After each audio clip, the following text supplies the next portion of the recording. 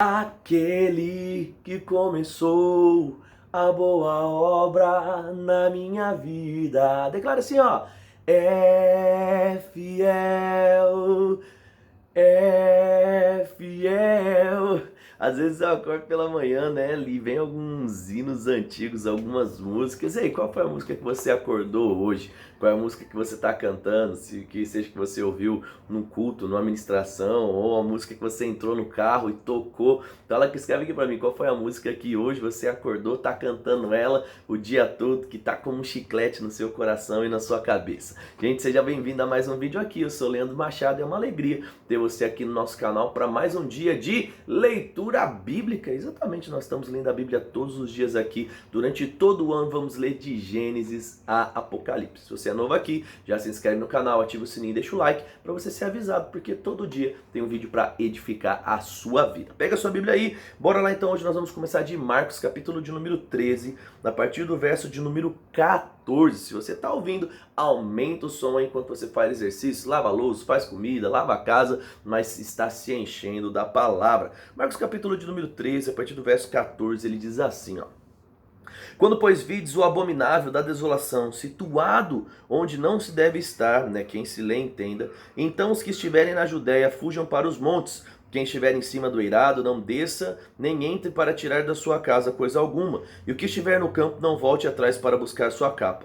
Ai das que estiverem grávidas, das que amamentarem naqueles dias. Orai para que isso não suceda no inverno, porque aqueles dias serão de tamanha tribulação como nunca houve desde o princípio do mundo que Deus criou, até agora e nunca mais haverá. Não tivesse o Senhor abreviado aqueles dias e ninguém se salvaria, mas por causa dos eleitos que ele escolheu, abreviou tais dias. Então se alguém vos disser, eis que está aqui o Cristo, ou ei-lo ali, não acrediteis, pois surgirão falsos cristos, falsos profetas, operando sinais e prodígios para enganar, se possível, os próprios eleitos. Estais vós sobre aviso tudo que vos tenho predito.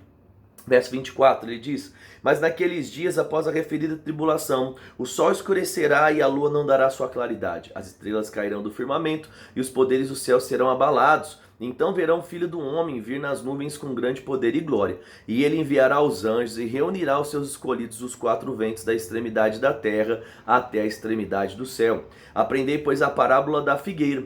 Quando já os ramos se renovam e as folhas brotam, sabeis que está próximo o verão. Então muitas pessoas interpretam esse texto aqui dizendo que Israel de fato é um relógio da volta de Jesus. E o pessoal fala sobre judeus voltando para Israel. E quando isso acontecer será um grande sinal de fato do retorno de Jesus, tá bom? Verso 29 ele diz, assim também vós, quando vides acontecer essas coisas, sabei que está próximo às portas.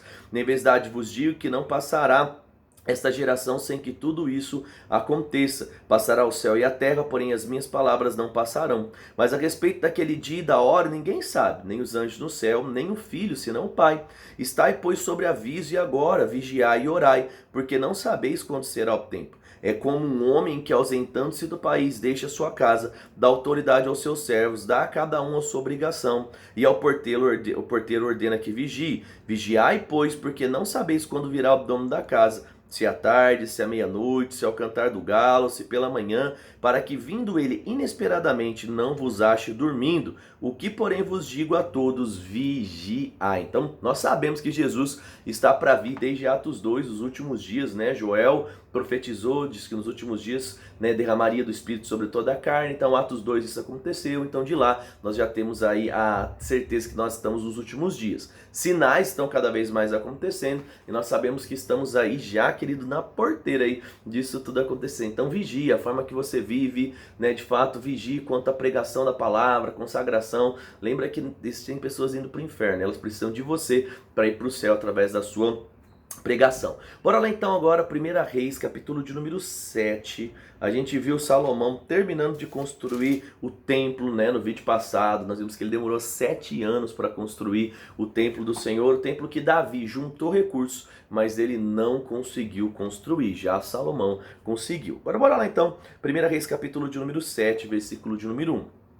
Edificou Salomão seus palácios, levando 13 anos para concluir. Edificou a casa do bosque do Líbano, de 100 côvados de comprimento, 50 de largura, 30 de altura, sobre 4 ordens de colunas de cedro e vigas de cedro sobre as colunas. A cobertura era de cedro, abrangendo as câmeras laterais, um número de 45, 15 em cada andar, aos quais repousavam sobre as colunas. Havia janelas em 3 ordens, janela oposta, janela de 3 fileiras. Todas as portas e janelas eram quadradas, a janela oposta, a janela de 3 fileiras. Depois fez o Salomão das colunas, de 50 côvados de comprimento, 30 de largura, e havia um pórtico de colunas de frente dele, um baldaquino. Não tem nem ideia do que seja isso também. E ele diz assim, 7. Também fez a sala do trono, onde julgava saber, a sala do julgamento, coberta de cedro desde o soalho até o teto.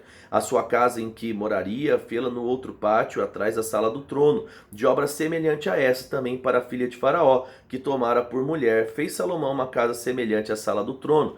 Todas essas construções eram de pedras de valor, cortadas à medida, serradas, não é para o lado de dentro e para o lado de fora, ia desde o fundamento até as beiras do teto, e por fora até o átrio maior. Gente, tem uma réplica muito legal, que eu não sei se é perfeita, acredito que não, né? Mas do lado de fora, que é o Templo de Salomão em São Paulo. Se você não conheceu, vale a pena uma visita lá, não é com relação a fins históricos, a fim mesmo de didático de estudo. Do lado de fora tem uma réplica do tabernáculo que Moisés construiu, não é, no deserto. É muito legal, é muito legal. Então, se você é de São Paulo aí ou está passando por São Paulo, eu lembro que teve uma vez que eu fui, não é, na capital, e aí me falaram: o que você quer? Você quer conhecer o estádio do Corinthians ou o Templo de Salomão? E é óbvio que eu fui conhecer o Templo de Salomão, né? Porque aquilo ali, nossa, você olha assim e a grandeza do negócio, e você lembra de tudo isso que a gente está lendo aqui, né, em Reis, e você fala: meu, é assim que Salomão construiu. Mas bora lá. E aí ele vai continuar, verso de número 10. O fundamento era de pedras de valor, pedras grandes, pedras de 10 côvados e pedras de 8 côvados. Por cima delas, pedras de valor eram cortadas segundo as medidas e cedros. Ao redor do grande átrio havia ordens de pedras cortadas e uma ordem de vigas de cedro. Assim era também o átrio interior da casa do Senhor e o pórtico daquela casa. Enviou o rei Salomão mensageiros que de Tiro trouxeram Hirão. E era este o filho da mulher viúva da tribo de Naftali, e fora o seu pai, homem de Tiro, que trabalhava em bronze. Hirão era cheio de sabedoria, de entendimento e de ciência para fazer toda a obra de bronze. Veio ter com o rei Salomão e fez toda a sua obra. Verso 15. Ele diz: formou colunas de bronze, a altura de cada uma era de 18 côvados, e um fio de 12 côvados era a medida da sua circunferência. Grande, né? E ele diz: também fez 2 capitéis de fundição de bronze para colocar sobre o alto da coluna. 5 côvados era a altura de cada um deles. Havia obra de rede, ornamentos torcidos em forma de cadeia para os capitéis que estavam sobre o alto das colunas. 7 para o capitel e 7 para o outro. Fez também romãs, né? Meu Deus, gostava muito de colocar romã, não é? No tabernáculo também tinha isso. E aí ele fala assim: fez romãs de 2 fileiras, uma por cima das obras da parede, para cobrir o capitel, e outra coluna. Mesmo fez com outro capitel. Os capitéis que estavam no alto das colunas eram da obra de lírios, como na sala do trono, de 4 côvados. Perto do bojo, próximo à obra da rede, os capitéis que estavam no alto das 2 colunas tinham 200 romãs, dispostas em fileiras em redor, uma sobre outra. Depois levantou colunas do pórtico do templo, tendo levantado a coluna direita, chamou de Jaquim, e tendo levantado a coroa esquerda, chamou-lhe de Boaz. No alto das colunas estava a obra dos lírios, e assim se acabou a obra das colunas. Verso 23. Fez também um mar de fundição, redondo, de 10 côvados a borda até a outra, de 5 de altura, e um fio de 30 côvados. Essa era a medida da circunferência. Por baixo da sua borda em redor havia... Nossa, agora ó... colossintidas. Outra coisa que eu nunca ouvi nessa palavra. Isso é uma coisa legal. Dependendo da versão que você lê da Bíblia, né? Se você lê na NVT, eu não trouxe para cá, para Campina Grande, é aqui que eu tô gravando para você. Mas na NVT ia usar uma palavra totalmente diferente, né? Se você vê na Viva, então é legal, porque o tempo todo, quando você vai lendo mais de uma vez as coisas, você vai sendo expostos, né? Você vai sendo exposto, melhor dizendo, né, a algumas coisas que você, nossa, nunca ouvi esse nome, nossa, nunca ouvi dessa forma. É legal, ler a Bíblia é uma viagem mesmo, né, fantástica. E aí ele continua dizendo, né, a partir do versículo de número 24, né? Daí ele coloca, ó, colossíntidas, 10 em cada côvado, estavam em fileiras fundidas, né, quando se fundiu o mar. Assentava-lhe também, não é, o mar de 12 bois, 3 olhavam para o norte, 3 para o ocidente, 3 para o sul, 3 para o oriente. O mar apoiava-se sobre eles, cujas partes posteriores convergiam para dentro. A grossura dele era de 4 dedos e sua borda, com a borda do copo, de como flor de lírios, comportava 2.000 batos, que eu não sei qual é essa medida. Não fez também bronze 10 suportes, cada um com a medida de 4 côvados de comprimento, 4 de largura, 3 de altura, e eram o seguinte modo: tinham painéis que estavam entre as molduras, nos quais havia leões, bois, querubins nas molduras de cima, e debaixo dos leões havia também bois, haviam festões pendentes. Tinha cada suporte 4 rodas de bronze e os eixos de bronze, e os seus 4 pés tinham apoios debaixo da pia, apoios fundidos, e do lado de cada um havia festões. A boca dos suportes estava dentro de uma guarnição que media 1 côvado de altura, e a boca era redonda como a obra de um pedestal que tinha o diâmetro de 1 côvado e meio. Também nela havia entalhes e os seus painéis eram quebrados, não redondos. As 4 rodas estavam debaixo dos painéis e os eixos das rodas formavam uma peça com suporte. Cada roda era de 1 côvado e meio de altura. As rodas eram como de um carro, seus eixos, suas cambas, seus raios, seus cubos, todos eram fundidos. Havia 4 apoios nos 4 cantos de cada suporte, que com isso formavam uma peça. No alto de cada suporte havia um cilindro no meio do côvado de altura, e também no alto de cada suporte os apoios dos painéis formavam uma peça só com ele. Na superfície dos seus apoios dos painéis gravou querubins, leões, palmeiras, segundo o espaço de cada um, com festões ao redor. Verso 37. Deste modo fez os 10 suportes, todos tinham a mesma fundição, o mesmo tamanho e o mesmo entalhe.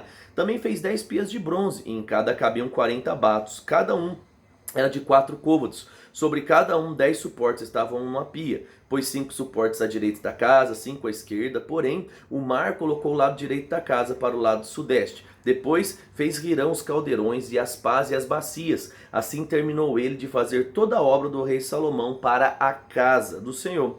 As 2 colunas, os 2 globos, os capitéis que estavam no alto das 2 colunas, das 2 redes, para cobrir os 2 globos dos capitéis que estavam no alto das colunas. Verso 42. As 400 romãs para as 2 redes, isto é, 2 fileiras de romãs para cada rede, para cobrirem 2 globos dos capitéis que estavam nos altos das colunas. Fez 10 suportes, 10 pias sobre eles. O mar com 12 bois para baixo, os caldeirões, as pás, bacias, todos os utensílios que fez rirão para o rei Salomão, para a casa do Senhor, todos eram de bronze polido. Devia brilhar demais isso aqui, né? Eu sei, gente, que é uma leitura que não é da mais gostosa, é um pouco cansativa, porque tem coisas que você nem entende, sabe? Mas a ideia é de fato isso, você se dispôs a ler a Bíblia toda, a gente está aqui, a gente vai ver detalhe por detalhe. Se Deus colocou aqui, é porque de alguma forma, não é, vai acrescentar a nossa vida. Então bora ler, não só aquilo que você quer, mas ler tudo aquilo que Deus deixou pra gente como registro, tá bom? E aí ele diz assim, no versículo de número 46. Na planície do Jordão, o rei fez fundir na terra barrenta entre o Sucote e Zaretã. Deixou Salomão de pesar todos os utensílios pelo seu excessivo número, não se verificando, pois, o peso do seu bronze. Também fez Salomão todos os utensílios do santo lugar do Senhor, o altar de ouro, a mesa de ouro, sobre o qual estavam os pães da propiciação, os castiçais de ouro finíssimo, 5 à direita, 5 à esquerda diante dos santos, as flores, as lâmpadas e as espevitadeiras, também de ouro.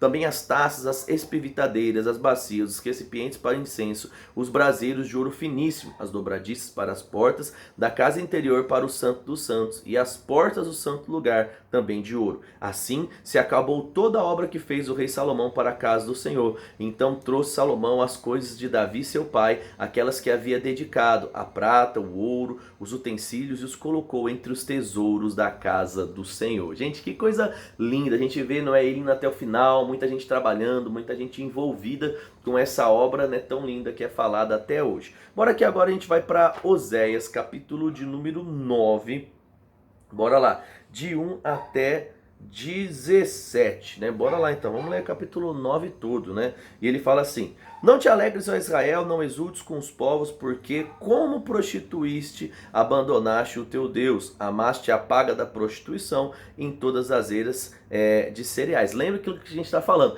Deus está louco com o povo de Israel aqui, está irritadão. Por quê? Porque ele abandonou Deus para adorar outros deuses. Isso não é novidade, desde a gente lê lá em Êxodo, né? A gente vê Levítico, Números, mas o povo gostava. Deus dava uma bobeira ali, falava com eles, né? Hoje, dali 2 dias, eles já estavam fazendo bezerro de ouro, já estava, né, em meio de orgias para outros deuses, né, adorando no templo lá de outras coisas pagãs. Era um negócio complicado. E aqui de vez Israel desanda. É interessante, né, como muitas pessoas idolatram toda essa questão de Israel. Nós sabemos que existe uma promessa, nós temos que orar por Israel, nós sabemos, querido, que existem expectativas acerca deles serem de fato o povo da promessa, mas, querido, em algumas coisas eles não devem ser seguidas, né? Principalmente quanto ao histórico que eles tinham aí. Deus faz questão de registrar, mostrando como um povo de coração muito duro durante toda a história. E isso é muito visto quando eles estão diante do próprio Messias Jesus e eles o rejeitam, tá bom? Então bora lá.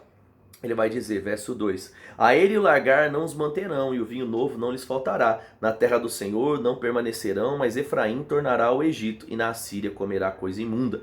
Não derramarão libações de vinho ao Senhor, nem os sacrifícios lhe serão agradáveis. Seu pão será como pão de pranteadores, e todos aqueles que dele comerem serão imundos, porque o seu pão será exclusivamente para eles, e não entrará na casa do Senhor. O que farei vós nos dias da solenidade, no dia da festa do Senhor? Porque eis que eles foram por causa da destruição, mas o Egito o ceifará, Mênfis o sepultará, as preciosidades da sua prata, as urtigas as possuirão, espinhos crescerão em suas moradas. Chegaram os dias do castigo, chegaram os dias da retribuição. Israel saberá, o seu profeta é um insensato, o homem de espírito é louco por causa da abundância da iniquidade. Ó Israel, o muito do teu ódio, o profeta é sentinela contra Efraim. Ao lado do meu Deus, o lasto passarinheiro em todos os seus caminhos, e inimizade na casa do seu Deus. Muito profundamente se corromperam como nos dias de Gibeá. O Senhor se lembrará das suas injustiças e castigará os pecados deles. Achei a Israel como uvas no deserto,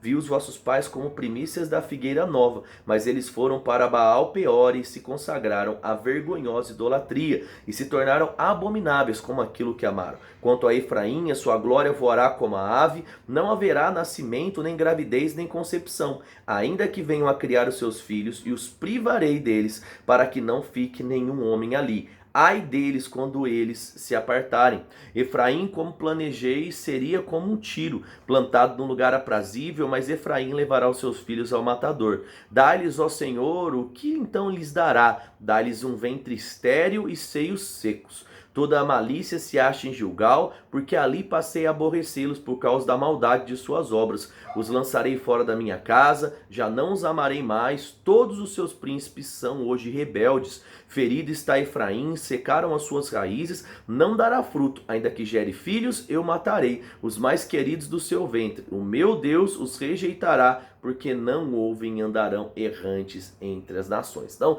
a gente está falando aqui sobre a situação de Israel. Deus falando assim, não tem como vocês serem abençoados se vocês estão vivendo essa vida libertina, essa vida bagunçada. E mais uma vez eu falo para você, que você não siga os padrões do mundo, sabe, gente? Independente da igreja que você vai, você precisa seguir a palavra. A Bíblia fala que nós precisamos julgar todas as coisas que nós ouvimos. Como os crentes de Bereia, nós temos que ouvir a palavra e verificar, de fato, isso aqui está escrito ou é uma interpretação equivocada do meu líder, do pastor, do homem da internet. Sabe, querido, lembra que a Bíblia sempre te leva para a santidade, sempre te leva a viver uma vida diferente. Você não tem que ser o estranhão, né? Às vezes as pessoas falam, tem que usar uma roupa assim para ser diferente do mundo. Não, mas não é comum. Não é o mundo encher a cara, você encher o mundo, ficar dançando músicas todas zoadas aí, e você ficar também, cuidado, querido, que às vezes o hype não é algo que agrada ao Senhor. E eu vejo muitos crentes aí abrindo mão de princípios simplesmente pelo hype, né? Mas o hype passa. Escreve aqui pra mim